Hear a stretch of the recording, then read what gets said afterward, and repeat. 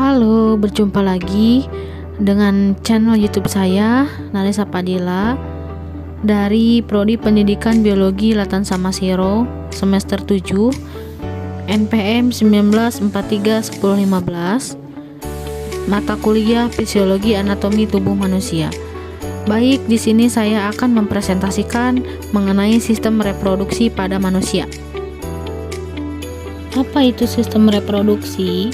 Sistem reproduksi adalah kemampuan makhluk hidup untuk menghasilkan keturunan yang baru. Tujuannya adalah untuk mempertahankan jenisnya dan melestarikan jenis agar tidak punah. Kemudian di sini ada fungsi sistem reproduksi. Nah, fungsi sistem reproduksi adalah ketika seseorang mencapai kedewasaan atau disebut juga dengan pubertas atau masa akil balik. Nah, pada seseorang pria, testisnya telah mampu menghasilkan sel kelamin atau sperma dan hormon testosteron. Pada seorang wanita atau ovariumnya telah mampu menghasilkan sel telur atau ovum dan hormon wanita yaitu disebut dengan estrogen. Kemudian di sini ada anatomi reproduksi pria. Nah, yang pertama itu ada reproduksi eksternal dan yang kedua ada reproduksi internal. Nah, untuk reproduksi eksternal itu ada dua jenis, yaitu penis dan skrotum. Nah, untuk yang kedua yaitu ada reproduksi internal yang terdiri dari penis, kemudian testis, lalu ductus epididymis, kemudian ductus ejaculatorius, kemudian ada vesicula seminalis, kemudian ada ductus deferens atau juga disebut dengan vas deferens, kemudian ada kelenjar prostatika, dan yang terakhir ada kelenjar bulboreteralis. Yang pertama ini ada reproduksi eksternal, yaitu ada penis. Nah, penis sendiri adalah organ reproduksi bagian luar pada laki-laki yang berfungsi untuk mengirimkan sperma ke organ reproduksi perempuan atau wanita. Penis terletak menggantung di depan skrotum. Bagian ujung penis disebut dengan gland penis. Nah, penis sendiri mempunyai 3 buah korpus. Yang pertama itu ada korpus cavernosa, yang kedua ada uretra. Nah, uretra dibagi menjadi 2. Nah, yang pertama ini letaknya itu ada di bagian atas. Bisa kita lihat bersama-sama, ini ada yang dinamakan dengan uretra opening. Nah, itu adalah uretra bagian atas. Kemudian ada yang bagian bawah. Nah, untuk bagian bawah ini ada yang pakai anak panah. Uretra di bagian bawah itu adalah uretra bagian bawah. Kemudian yang terakhir ada corpus spongiosum. Nah, yang sebelah uretra bawah. Kemudian untuk reproduksi eksternal yaitu yang selanjutnya ada skrotum. Nah, skrotum, apa itu skrotum? Skrotum adalah berupa kantong yang terdiri dari atas kulit tanpa lemak, memiliki sedikit jaringan alat yang berada di dalam pembungkus atau disebut dengan tunika vaginalis yang dibentuk dari peritonum. Nah, bentuk daripada skrotum yang bervariasi dalam beberapa keadaan. Misalnya pada pengaruh panas, dalam keadaan lemah, skrotum akan memanjang dan lemas. Nah, sedangkan bila mana keadaan dingin akan memendek dan berkerut. Kemudian yang selanjutnya di sini ada lapisan skrotum. Nah, yang pertama itu ada kulit. Kulitnya itu berwarna kecoklatan tipis dan mempunyai plika atau rugae. Pada kulit terdapat folikel sebaceae yang dikelilingi oleh rambut keriting di mana akarnya terlihat melalui kulit. Kemudian yang kedua ada tunika dartos. Nah, ini adalah berisi lapisan otot polos yang tipis sepanjang basis skrotum.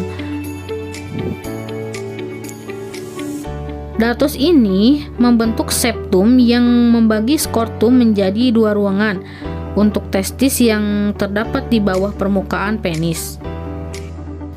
Nah, untuk selanjutnya di sini ada yang namanya reproduksi internal, yaitu testis. Nah, bisa kita lihat bersama-sama di sini ada gambar yang menunjukkan ini adalah testis. Nah, coba bisa diperhatikan di zoom si gambarnya. Ini adalah testis yang ada pada reproduksi internal pria atau laki-laki. Nah, testis itu apa sih? Testis sendiri adalah organ berbentuk ovoid dengan jumlah 2 buah. Biasanya testis sebelah kiri lebih berat dan lebih besar daripada testis yang kanan. Jadi si testis ini mempunyai 2, yaitu kanan dan kiri. Kemudian testis merupakan kelenjar eksokrin atau sitogenik karena pada pria dewasa menghasilkan testis yang berjumlah sepasang terletak di luar tubuh. Kemudian dihubungkan dengan tubulus spermaticus dan terletak di dalam skrotum. Nah, testis berbentuk oval dengan panjang 4 cm sampai 5 cm, berdiameter 2,5 cm. Kemudian ciri-ciri selanjutnya yaitu testis terdiri dari 2 buah granula memproduksi semen terdapat di dalam skrotum digantung oleh penivoculus spermaticus. Nah, fungsi testis sendiri itu untuk membentuk gamet-gamet yang baru yaitu spermatozoa dilakukan di tubulus seminiferus. Kemudian fungsi yang kedua itu adalah menghasilkan hormon testosteron dilakukan oleh sel internasia. Kelenjar testis dihasilkan hormon FSH dan hormon LH. Hormon testosteron ini disekresi oleh testis sebagian besar berkaitan dengan protein plasma. Kemudian apa ya itu yang dimaksud dengan hormon LH dan juga hormon FSH. Nah, kita akan bahas di pertemuan selanjutnya mengenai hormon LH dan hormon FSH. Nah, kemudian di sini ada duktus. Duktus ini dibagi menjadi beberapa bagian. Yang pertama itu ada duktus epididymis. Kemudian yang kedua itu ada duktus ejaculatoris atau saluran pemancaran. Kemudian yang ketiga itu ada vesicula seminalis atau kantung sperma. Kemudian yang terakhir ada ductus deferens atau saluran sperma. Yuk kita bahas satu persatu. Yang pertama ada ductus epididymis. Nah, apa sih ductus epididymis? Ductus epididymis adalah tuba terlilit yang panjangnya mencapai 20 kaki atau 4 meter sampai 6 meter yang terletak di sepanjang sisi posterior testis. Nah, epididymis menyimpan sperma dan mampu mempertahankannya sampai 6 minggu. Kemudian selama 6 minggu tersebut sperma akan menjadi motil, kemudian matur sempurna, kemudian mampu melakukan fertilisasi. Yang selanjutnya, selama eksitasi seksual, lapisan otot polos dalam dinding epididymal berkontraksi untuk mendorong sperma ke dalam ductus deferens. Kemudian yang selanjutnya itu adalah ductus ejaculatoris. Nah, ductus ejaculatoris berjumlah sepasang yang fungsinya dimana untuk memancarkan semen atau mani dan vesicula seminalis. Duktus selanjutnya yaitu ada vesicula seminalis. Nah, apa sih vesicula seminalis? Vesicula seminalis merupakan sepasang kantong yang dinding-dindingnya itu menghasilkan suatu cairan untuk makanan bagi spermatozoa. Kemudian yang sebelahnya itu ada ductus deferens. Nah, apa sih ductus deferens? Ductus deferens adalah kelanjutan dari yang tadi ductus epididymis. Nah, ductus ini adalah tuba lurus yang terletak dalam korda spermatik yang juga mengandung pembuluh darah dan pembuluh limpatik saraf, kemudian otot, kremates, dan jaringan ikat. Untuk yang selanjutnya di sini akan membahas kelenjar aksesoris. Nah, kelenjar aksesoris ini mempunyai 3 perangkat kelenjar. Yang pertama itu ada vesicula seminalis, yang kedua ada kelenjar prostat, yang ketiga ada kelenjar bulbouretra. Nah, kelenjar vesicula seminalis itu adalah menyumbangkan sekitar 60% volume semen. Cairan dari vesicula seminal bersifat kental, kekuningan, dan basah. Kemudian yang kedua itu adalah kelenjar prostat. Nah, kelenjar prostat ini adalah menyekresikan produk-produknya langsung ke dalam uretra melalui beberapa saluran kecil. Cairan ini bersifat encer dan mirip susu. Kemudian yang terakhir adalah kelenjar bulbouretra. Nah, itu adalah menghasilkan sekresi yang berkombinasi dengan sperma untuk membentuk semen atau cairan yang diejakulasikan. Kemudian untuk selanjutnya di sini ada hormon pada pria, yaitu yang pertama hormon testosteron. Hormon ini dihasilkan oleh sel interstitial lining yang terletak di antara tubulus seminiferus. Setelah pubertas, sel interstitial ini banyak menghasilkan hormon testosteron setelah disekresi oleh testis. Nah, sebagian besar hormon testosteron ini berkaitan longgar dengan protein plasma yang beredar ke dalam darah. Nah, fungsi hormon testosteron ini adalah untuk meningkatkan kematangan memulai perkembangan karakteristik kelamin sekunder pada perkembangan organ reproduksi, kemudian perkembangan laring dan pertumbuhan rambut pada wajah dan tubuh. Yang selanjutnya ada hormon gonadotropin. Hormon ini adalah kelenjar hipofisis anterior, menghasilkan 2 macam hormon, yaitu hormon LH dan hormon FSH. Nah, kita akan membahas hormon LH dan FSH lebih lanjut pada pertemuan bab selanjutnya.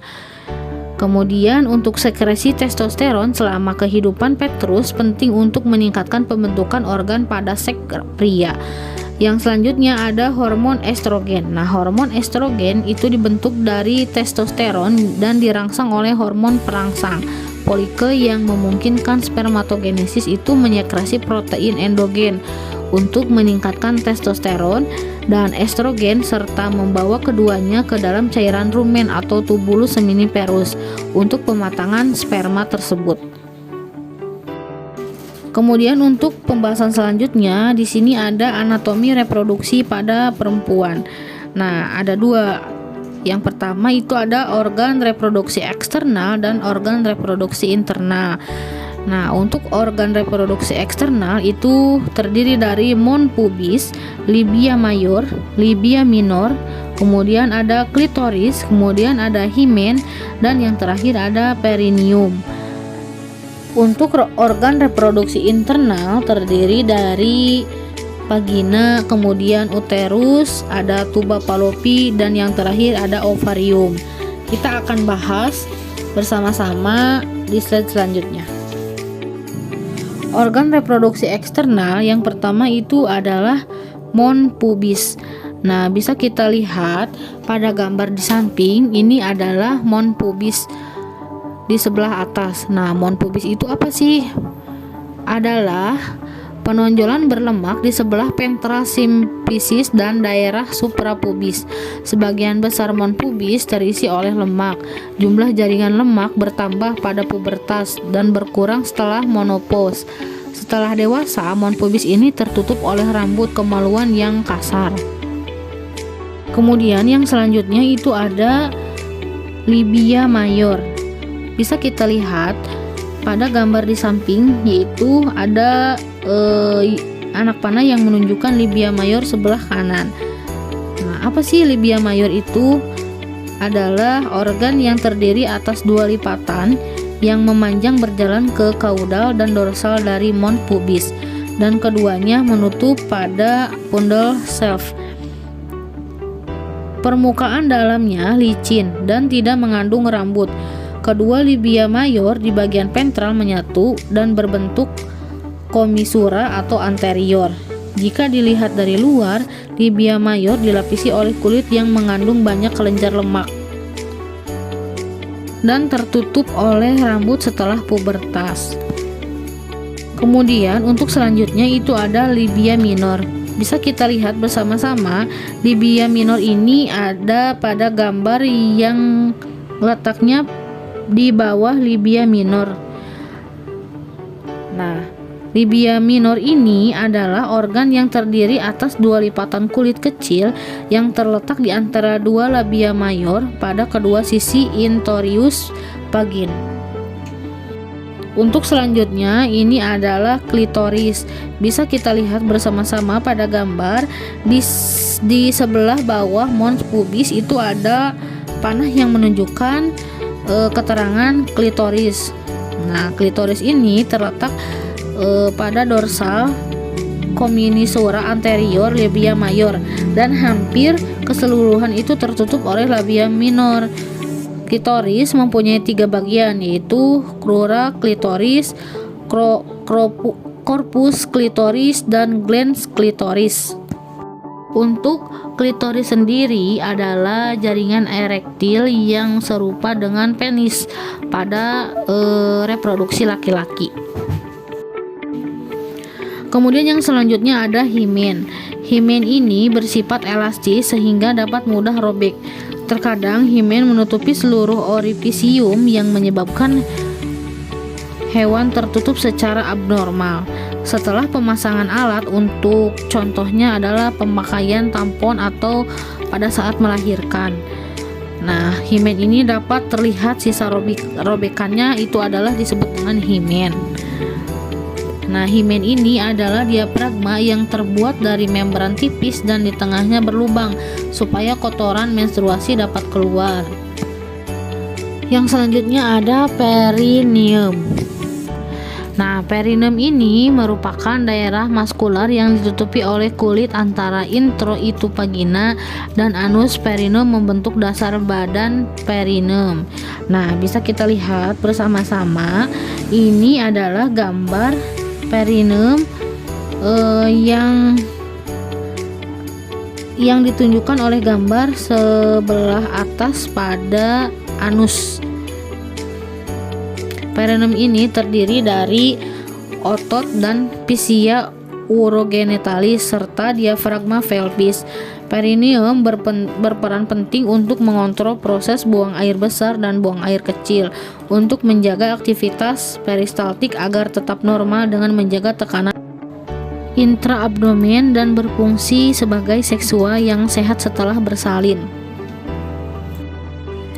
Pembahasan selanjutnya adalah organ reproduksi internal. Yang pertama itu adalah vagina. Vagina adalah ruang yang berotot namun elastis, yang merupakan tempat untuk penyisipan penis dan penampungan sperma selama kovulasi. Nah, bisa kita lihat pada gambar di samping ini ada anak panah yang menunjukkan ada gambar vagina. Nah, vagina ini berperan untuk saluran lahir tempat bayi dilahirkan, membuka ke arah luar pada vulva, istilahnya itu kolektif untuk genital eksternal perempuan. Yang selanjutnya ada uterus, ditunjukkan pada anak panah yang berwarna hijau. Ini adalah gambar uterus. Uterus sendiri adalah organ yang tebal dan berotot yang dapat mengembang selama masa kehamilan untuk mengakomodasi fetus seberat 4 kg. Kemudian yang selanjutnya ada opiduk atau yang disebut juga dengan tuba Fallopi. Nah, tuba Fallopi adalah saluran yang mengirimkan ovum menuju uterus atau rahim. Tuba Fallopi membentang dari uterus ke arah masing-masing ovarium. Dimensi saluran ini berbeda-beda dari ujung ke ujung dengan diameter bagian dalam di dekat uterus yang sekecil rambut manusia. Saat ovulasi, sel telur dilepaskan ke dalam rongga abdominal di dekat, bukan penduduk yang mirip corong. Silia pada lapisan epitel saluran ini tersebut membantu mengumpulkan sel telur dengan menarik cairan dari rongga tubuh ke dalam opiduk. Kemudian ada ovarium. Ovarium itu apa sih? Ovarium atau disebut juga dengan gonad perempuan itu adalah sepasang ovarium yang mengapit uterus dan dipertahankan pada posisi di dalam rongga abdominal oleh ligamen, atau dikenal juga dengan vagina itu sendiri adalah jalan lahir, merupakan tabung yang berotot yang dilapisi oleh membran epitelium.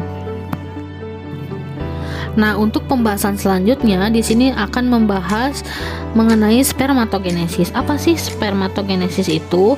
Nah, spermatogenesis adalah pembentukan gamet jantan atau sel kelamin jantan. Prosesnya adalah pertama-tama spermatogenesis ini terjadi setelah seorang laki-laki itu mengalami puber atau secara dewasa mengalami masa puber biologis. Nah, peristiwa spermatogenesis ini melibatkan 3 tahapan. Yang pertama itu adalah bisa kita lihat bersama-sama pada gambar yang ada pada layar masing-masing. Yang pertama itu adalah mitosis. Nah, mitosis ini atau disebut juga dengan spermatogenia itu melakukan pembelahan sel. Nah, satu sel anak dari hasil proses pembelahan sel itu akan didorong ke arah lumen pada tubulus seminiferus di dalam testis. Nah, sel tersebut akan terdiferensiasi menjadi spermatosit primer. Nah, bisa dilihat pada gambar. Nah, kemudian spermatosit primer yang dipersiapkan untuk memulai tahapan meiosis. Nah, pada tahapan meiosis ini adalah bentuk khusus pembelahan sel yang melibatkan produk gamet. Nah, gamet ini berisi setengah kromosom normal yaitu 23. Nah, sebagai akibat dari peleburan antara gamet jantan dengan gamet betina dihasilkan dengan jumlah kromosom normalnya itu adalah 46. Dalam tubulus seminiferus ini adalah yang terjadi pembelahan spermatosit primer melalui fase meiosis 1, kemudian menjadi spermatosit sekunder. Kemudian spermatosit sekunder berjumlah 2 dengan ukuran yang sama dan bersifat haploid. Melalui meiosis 2, spermatosit sekunder melakukan pembelahan menjadi 4 spermatid yang memiliki bentuk dan ukuran yang sama. Kemudian dilanjutkan dengan spermatogenesis. Nah, spermatogenesis terdiferensiasi secara fisik menjadi spermatozoa yang matang. Nah, spermatozoa inilah yang merupakan sel fungsional yang sangat spesifik dalam tubuh laki-laki. Spermatozoa yang sudah matang akan menuju epididymis. Proses ini terjadi sekitar 17 hari. Untuk garis besarnya adalah gambar ini menghubungkan antara pembelahan mitosis dan meiosis dalam perkembangan sperma dengan struktur mikroskopis tubulus seminiferus. Nah, sel-sel yang germinal awal atau periodontal dari testis embrionik membelah berdiferensiasi menjadi sel-sel puncak yang membelah secara mitosis sehingga membentuk spermatogenium. Nah, pada spermatogenium ini yang nantinya akan menghasilkan spermatosit melalui mitosis. Kemudian yang selanjutnya itu adalah setiap spermatosit itu memunculkan 4 spermatoid yang melalui pembelahan sel meiosis yang mengurangi jumlah kromosomnya itu diploid 46 pada manusia dan menjadi haploid 23 yang tadi di atas sudah dibahas itu haploid normal. Nah, kemudian yang selanjutnya adalah spermatid mengalami perubahan ekstensif dalam bentuk dan organisasi sel sehingga terdiferensiasi menjadi sperma. Di dalam tubulus seminiferus terdapat organisasi konsentris dari langkah-langkah spermatogenesis. Kemudian Sel-sel puncak terletak di dekat tepi luar tubulus. Saat spermatogenesis berlangsung, sel-sel tersebut bergerak terus ke dalam sambil melalui tahapan spermatosit dan spermatid. Nah, yang kemudian pada langkah terakhir sperma yang matang dilepaskan ke dalam lumen tubulus. Dan kemudian sperma mengalir dari lumen ke dalam epididymis tempat ia menjadi motil. Nah, ini adalah pembahasan dari sistem reproduksi pada manusia. Mungkin cukup sekian untuk pembahasan kali ini. Lebih dan kurangnya mohon maaf. Wabillahi taufiq wal hidayah. Wassalamualaikum warahmatullahi wabarakatuh.